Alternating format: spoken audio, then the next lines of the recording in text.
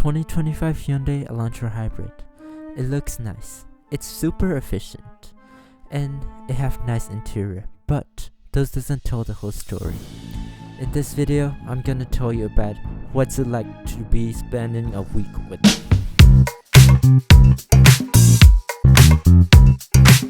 So, how about the interior? The interior on this car is amazing. It's a prime example of spending money in the right place, and it's a prime example of good packaging. For example, this can fit 2 water bottles as any standard econo car can do, and it can fit its key on here. Not only that's impressive, it also have a good seat bolster and good seating. And then, without compromising anything, I can fit my whole phone here, and my wallet here, and my keys. And then there's 2 cup holders here. So the interior design on this car is quite perfect, because for the small space that this car it has the nice looking materials such as this nice looking speaker, although it doesn't feel great. The lighter interior color. So this, and over it just looks like a price above what this is, although it doesn't feel like it.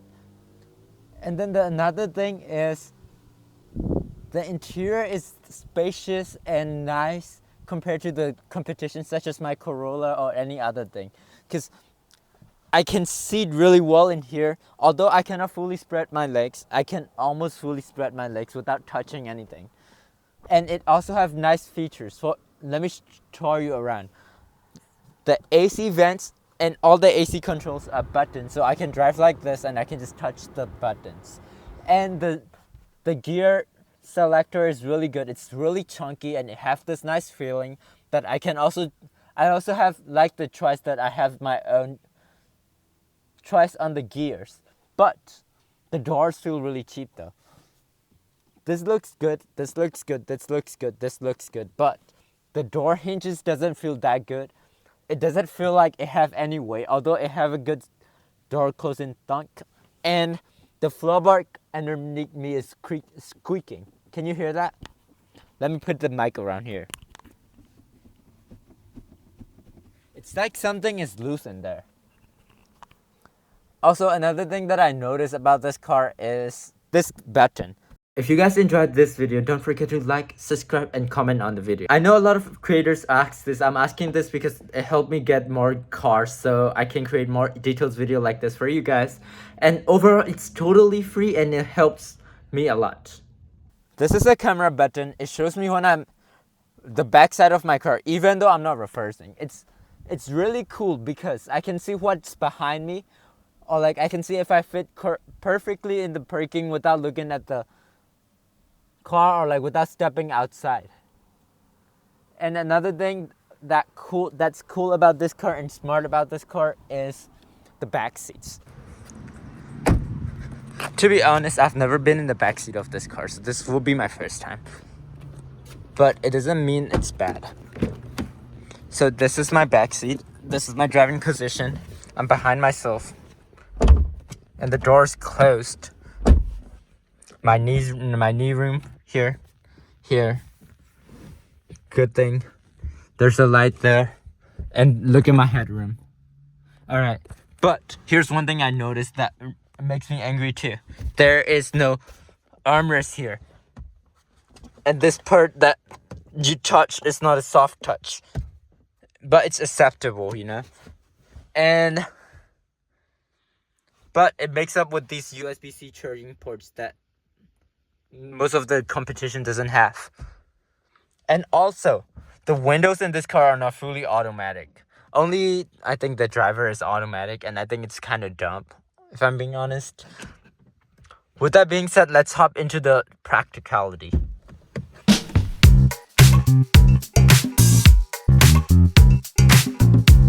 So this is my practicality test.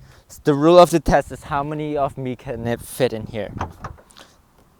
The good thing is if it can fit 2, it means it can fit a mountain bike 29er behind.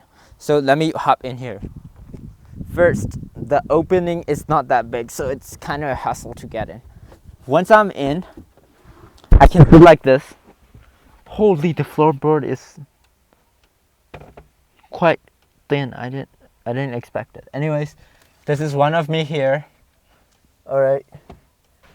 And this is another one of me here. Although the second version of me wouldn't be that comfortable, but it's completely doable. And then the cool part about this car is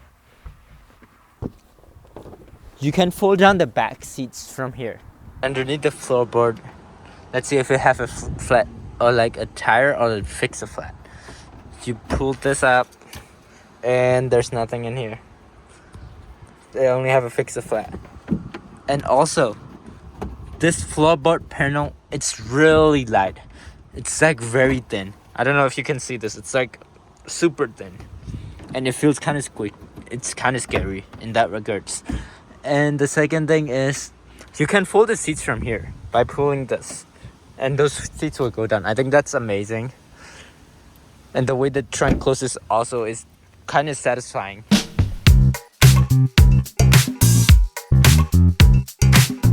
Interior of this car. This car is a 2025 Hyundai Elantra Hybrid Blue edition, although the color's not blue. The reason behind the car's name blue is because it's the Hyundai's most efficient trim.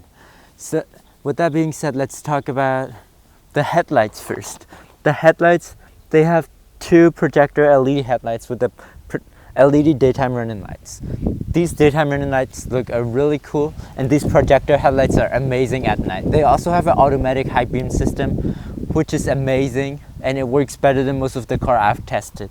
And the second thing is the tires. I don't know if this is standard, but I assume because this car has 15,000 miles, Kumo Solis 205 55 are 16 tires.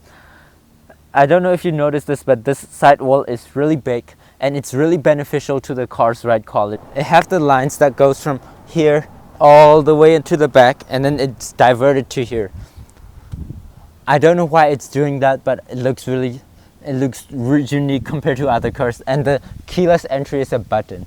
It could also be a good thing and a bad thing, because the button keyless entry, you cannot do this and lock the car when your hands are full. But you have that tactility of the button opening the car doors. And the second part is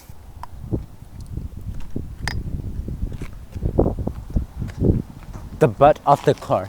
I think the butt of this car is really attractive because they have these ducktail looking thing. A rear view camera's hitting here, trunk poppers here, and I like the way it feels. Although this is not a light, I think this is a light burn. I think it's really cool on this car.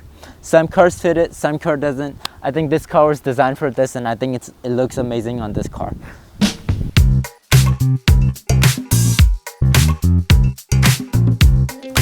So under the hood of this car, it's 1.6 liter inline four, making 139 horsepower with a hybrid and 6-speed dual clutch automatic.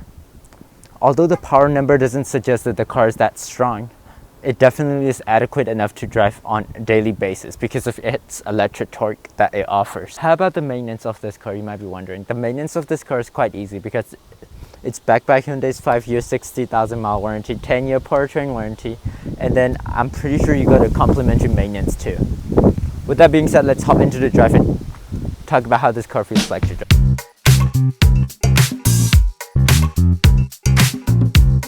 So the first thing you'll notice of this car is the DCT jerk. For that, what I mean is this car have a really bad application of dual clutch transmission. Dual clutch is good for race cars and straight line performers, but it's really bad applications on daily drivers. Here's why.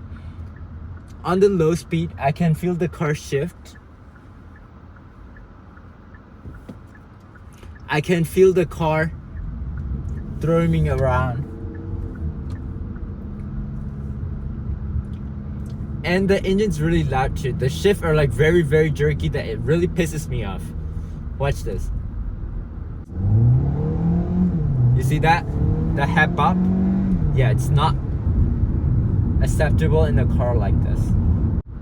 Every single gear change is really bad, and it's not benefiting anything for this car. So why would they add the DCT onto a hybrid? They can just add the CVT and call it a day. and it'll be way smoother than this. This car is really good at it. It rides really well. It's very quiet. It's very refined for what it is. And then they spend their money really smartly. For that, I mean, they have a thicker sidewall tire, so it soaks up the bumps really well. They have a softer seats, or like better performing seats, so the seats also soak up the bumps without spending a ton on the thing. And then the steering wheel feel, that's really light, and it feels like you're not operating a car, but it's just an appliance that moves around. And in the corners, this car corner really well. It stays flat, but you have no emotion from the steering wheel because the steering wheel is over boosted and you cannot feel anything from the steering. It's flat, it's good, it's just not fun, so it's like really discouragement to drive fast on this car. And the lack of adaptive cruise control is also really bad on this car because it takes away my confidence of the car, because I don't know if it would brake on me if I was looking away. Not that I'm saying that you should look away from the car, but what I'm saying is it doesn't have that peace of mind that the car have my back when I fail to do what I'm supposed to do. But the lane centering is really good. The safety system, it have never beeped on me once in the last 2 weeks. So I don't know if it's like really active, or I don't know if it's just not working, or if it's just a conservative setting. But what I do know is ride is really good. It's really compliant, it's really smooth, and it's flatter than Corolla, and it's quieter than my Corolla. Now I'm on like a bad pavement and I cannot feel a thing in here. Also have the pedals. I am not getting used to the pedals. They feel really weird. The brakes feel weird. It's not consistent, and the accelerator also feels weird. It's not because it's linear. It's because of the DCT jerks that it have. That's like holding this car back from the best. But there's one part that this car is really good at though. It's driving in electric like right now, and then just chilling and listening to music and just let it do its job.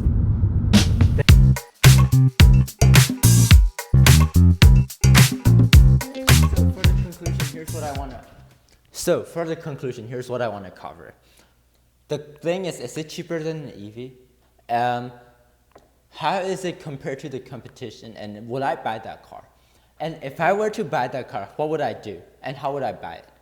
So the first thing, is it cheaper than an EV? I think it is compared to a majority of an EV, because if you DC first charge the EVs, it will take around 18 minutes, which is okay, because it's just a normal thing. But the thing is, it costs around 50 cents per kilowatt hour. And then you have to find the dedicated time to find that charging and that charger. And they also tend to have a lower range compared to this Elantra. With that being said, if you supercharge, let's say a Tesla Model 3, at the current rate of the time I was filming, it would cost this much for around 250 to 300 miles of range. But on Elantra, the gas price is around $5.30 per gallon, and it can average 50 miles per gallon. Combined, you can get this much of range for this much of price. You know what I'm saying? On top of that, the purchase price of this car is also cheaper than most of the EVs. The Tesla Model 3 starts at $40,000. This car starts at $25,000. It's 15 grand different if you were talking about financially. Yes, they're not in the same class of cars. If you were to compare this car, Chevy Bolt would be more equivalent, but Chevy Bolt is not as efficient as Tesla Model 3 in long run.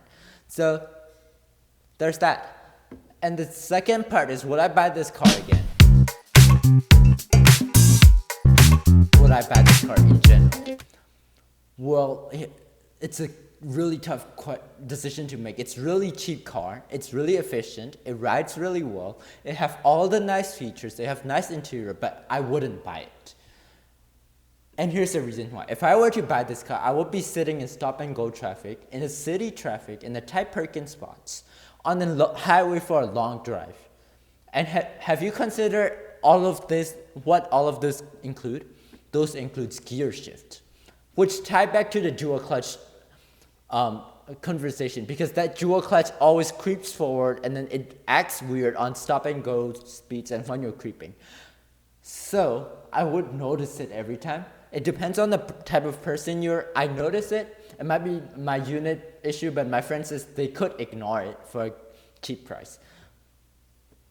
With that being said, if I were to choose to buy this car, what would I do? Well, number one, I would buy it used.